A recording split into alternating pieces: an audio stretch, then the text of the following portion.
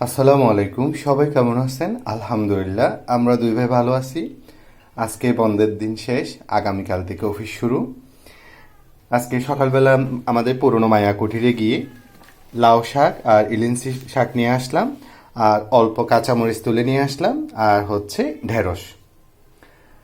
তো চিংড়ি মাছ দিয়ে ঢেঁড়স রান্না করব, সেজন্য ঢেঁড়সগুলো আমি ধোয়ার পর কেটে নিলাম। কাঁচামরিচ দিয়ে কাঁচামরিচের মরিচ ভর্তা করব, আর হচ্ছে লাউ শাক আর ইলিঞ্চি শাক রান্না করব। তো দেখতে থাকুন, আমি বাকি কাজগুলো করিনি। লাউ শাক আর ইলিঞ্চি শাকগুলো আমি ধোয়ার পর পানি ঝাড়তে দিছি, আর হচ্ছে চিংড়ি মাছগুলো বরফ ছাড়ার জন্য দিলাম। এদিকে আমি কাঁচামরিচ, রসুন আর বেশ কিছু পেঁয়াজ কেটে নিছি।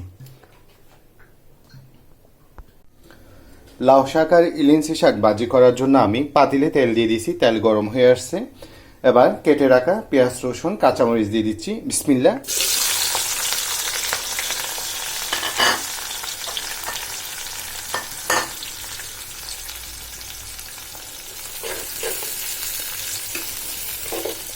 লাউ শাকে রসুন আর পেঁয়াজ একটু বেশি দিলে ভালো মজা হয়।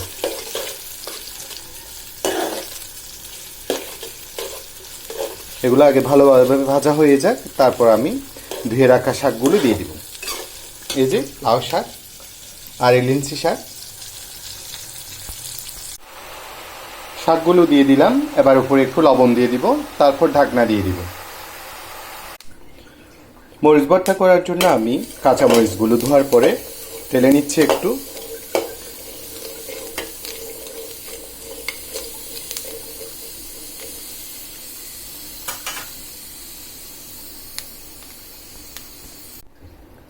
আমার মরিচ তেলে নেওয়া একদম হয়ে গেছে, এবার ঠান্ডা হয়ে যাক।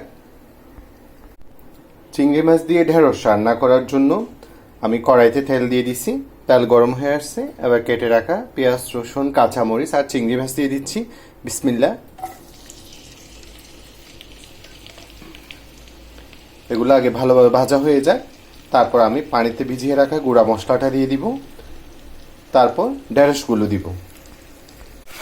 আমার পেঁয়াজ, রসুন, কাঁচামরিচ, চিংড়ি মাছ ভাজা শেষ। এবার পানিতে ভিজিয়ে রাখা গুঁড়া মশলাটা দিয়ে দিচ্ছি। বিসমিল্লাহ। এটা ভালোভাবে কষে যাক, তারপর আমি ধুয়ে রাখা ঢেঁড়সগুলো দিয়ে দিব। আমার ঢেঁড়সের মশলাটা ভালোভাবে কষে আসলো, এবার ঢেঁড়সগুলো দিয়ে দিচ্ছি। বিসমিল্লাহ।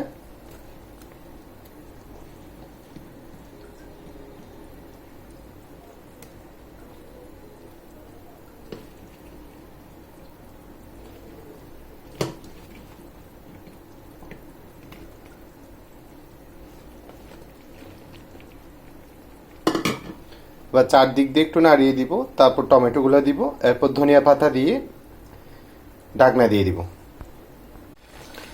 এই যে টমেটো দিয়ে দিলাম, এবার ঢাকনা দিয়ে দিব। ধনিয়া পাতা দেওয়ার পর ঢাকনা দিয়ে দিব।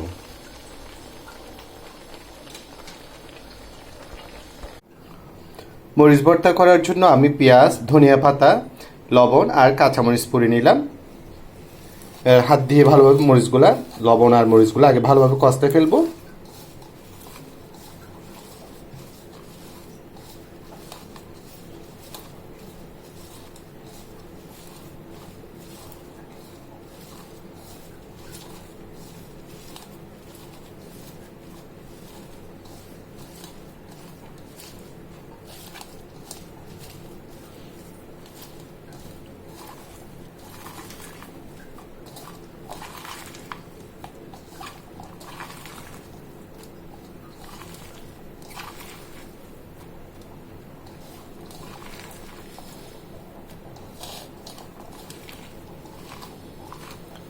এবার একটু সরিষার তেল দিয়ে দিব।